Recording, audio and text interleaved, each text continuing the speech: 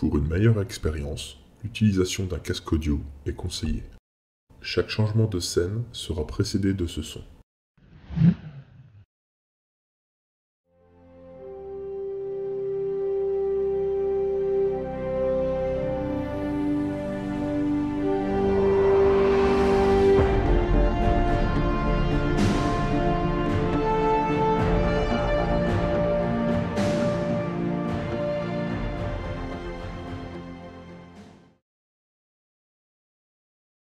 Avertissement, cet épisode contient des scènes de violence graphique. Commissariat de police. Votre déclaration est enregistrée, mademoiselle Wilkes. Super, merci. Je vais vous emmener dans la zone des interrogatoires. Ils vous appelleront bientôt. La zone des interrogatoires ? Je suis un peu nerveuse. J'ai l'impression d'avoir commis un crime. C'est l'effet que ça fait aux gens d'être dans un commissariat. Que se passe-t-il ? J'ai déjà senti cette odeur. C'est étrange.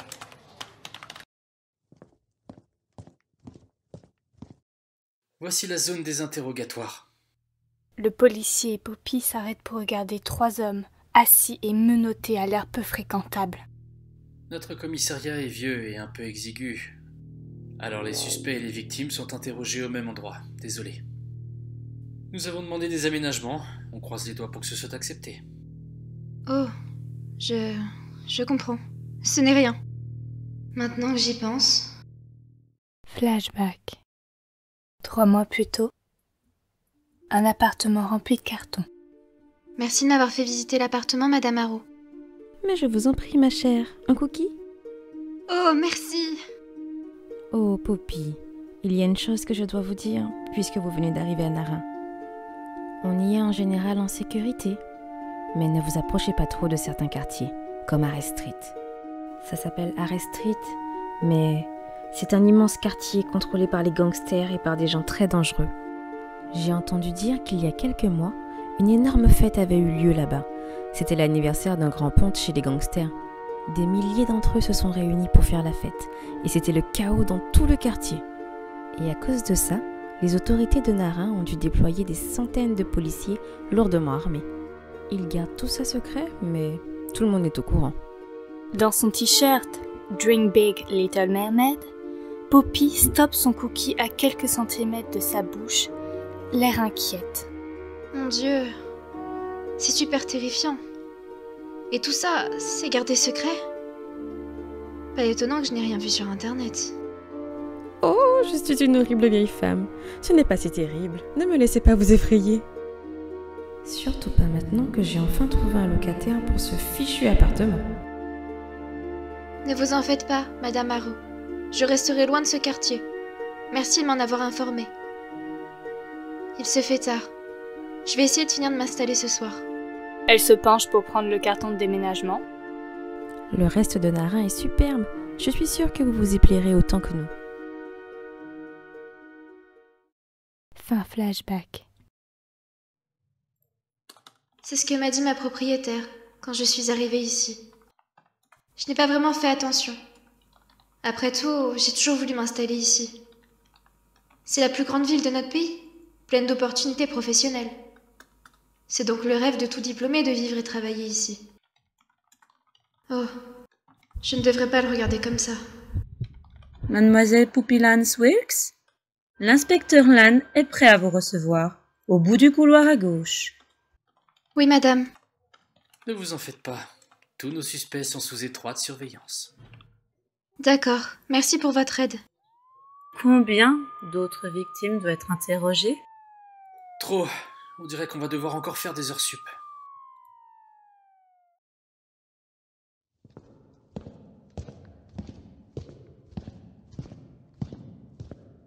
Poppy observe le couloir dans lequel elle avance et constate que... Ce commissariat est vraiment vieux, mais... Sérieux, c'est quoi cette odeur musquée ? Je la sens depuis le trajet en train. Elle regarde la veste à capuche qu'elle porte, celle que Tora lui a lancée dans le train. Elle prend le col et la porte à son nez. Je pourrais peut-être aller dans une parfumerie demander. Ça sent bon. En fait, ça sent un peu l'eau de Cologne. Rougissante, elle tire d'un coup sec le vêtement vers le bas. Sortant de l'autre bout du couloir, un homme au téléphone s'approche de Poppy. Détends-toi, les flics ne peuvent rien me faire sans preuve. Cette pute écarte les jambes pour tout le monde, pas seulement pour moi. Je l'ai eu, ouais, je l'ai bien eu. Ouais, je suis assez dégueu, je sais, mais je suis aussi assez malin pour pas me faire prendre. Je le referai à 100%, je dois seulement trouver une meuf stupide. Oui, j'arrive. Bien sûr que je ne vais pas oublier cette mission. On parle de 2000 là, bordel. Il y a quelqu'un. À plus. C'est quoi son problème? Elle passe rapidement devant lui. Il sourit. Tous les poils de ma nuque se hérissent. Il faut vite que je parte d'ici. Il la bloque en se mettant d'un coup devant elle. Poppy est figée. L'homme se penche vers elle et la fixe de ses yeux noirs avec un sourire malsain. Qu'est-ce que tu fais ici, ma belle? Pourquoi tu réponds pas? Je te fais peur? Merde. C'est aussi un des suspects. Mais le policier a dit qu'ils étaient tous sous surveillance. Bon sang. Je suis pétrifiée. Je suis ici pour faire une déposition. Je dois m'éloigner de lui le plus possible. Allez, bouge tes jambes. Laissez-moi passer, s'il vous plaît. Hé, toi! Oups. Qu'est-ce que tu fais? Du calme, on faisait que discuter. Je me fiche de ce que vous faisiez. T'as été libéré par l'inspecteur Keaton, non? Sors de là avant que je te fasse arrêter à nouveau. Profitant de l'intervention du policier, Poppy se dépêche de partir. Poppy, le visage caché dans ses mains, est appuyée contre une porte.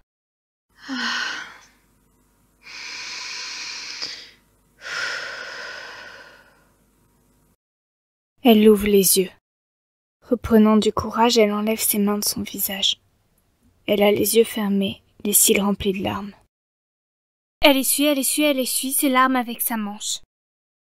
Bon, ça devrait être le bureau de l'inspecteur Lane. Inspecteur Lane? Oui, entrez s'il vous plaît. Elle tourne la poignée. Rentre. Une belle femme, cheveux courts frisés, peau mate, est assise travaillant à l'ordinateur. Bonjour, asseyez-vous, mademoiselle Wilkes. Une femme? Dieu merci. Ça aurait été tellement gênant.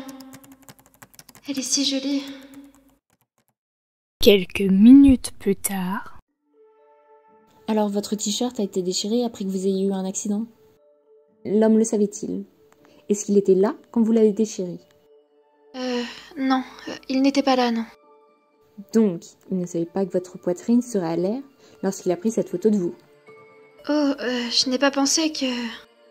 Le plus gros problème, c'est qu'on ne sait pas qui il est. On ne sait même pas s'il vient de Moonbright, de Narin ou d'ailleurs. Tout ce qu'on a, c'est sa description. Mais il m'a laissé sa veste. Vous ne pouvez pas faire un test ou quelque chose? Chérie, je comprends que vous soyez contrariée, mais nous devons rester objectifs. Les tests ADN sont trop onéreux pour une si petite affaire. Vous pourriez prendre un avocat pour porter plainte, mais ça vous coûterait cher. Et ça n'en vaut pas la peine. Je ne peux vraiment pas me payer un avocat. Vous allez laisser tomber mon dossier? Non, je ne vais pas laisser tomber. Je vais regarder de plus près. L'inspecteur Lane pose sur une grosse pile de dossiers celui de Poppy, bien plus petit que les autres. Dès que j'en aurai fini avec tous ces autres dossiers. Agression, cambriolage, meurtre. Il n'y a qu'à demander, on a tout. Sans rien dire, Poppy baisse la tête d'un coup découragée. Poppy se lève. Eh bien, merci pour votre temps, inspecteur Lane. Je vais y aller. Reposez-vous, mademoiselle Wilkes. Vous avez eu une dure journée. Tandis que Poppy lui tourne le dos, l'inspectrice se frotte les tempes. Elle lève la tête pour regarder Poppy franchir la porte. Cette veste, elle a dit qu'elle appartenait à cet homme. Elle se met à farfouiller dans ses papiers. Pourquoi est-ce qu'elle me semble si familière? Ce rapport qui date de quelques mois... Dossier classifié. Sujet Vincent Baltuman. 51e anniversaire à S Street. Rassemblement de plus de 2000 membres de gang. Elle se remémore. À quoi il ressemblait il était grand, fort, il a des longs cheveux noirs et des yeux couleur ambre. Les sourcils foncés, elle observe attentivement la photo accompagnant le rapport. 2 hommes tatoués, à l'air plus que menaçants, sont en avant-plan. On peut voir derrière eux une jeune femme aux cheveux roses souriant à un homme. Tora, avec la veste qu'a maintenant Poppy sur elle. Et merde. Toutes les personnes que j'aurais pu croiser. On dirait que je vais devoir m'occuper de ce dossier en priorité finalement.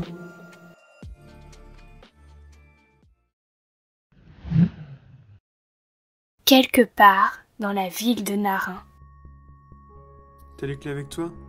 Et ma veste? Bien sûr que oui. Si on se plante, on n'est pas payé. Avec ce coup-là, il y en a pour 2 semaines de crack. Qu'est-ce qui t'a pris autant de temps au commissariat? J'ai vu une fille là-bas. L'air très innocente, mais un flic s'en est mêlé. Je l'aurais eu en quelques minutes sinon.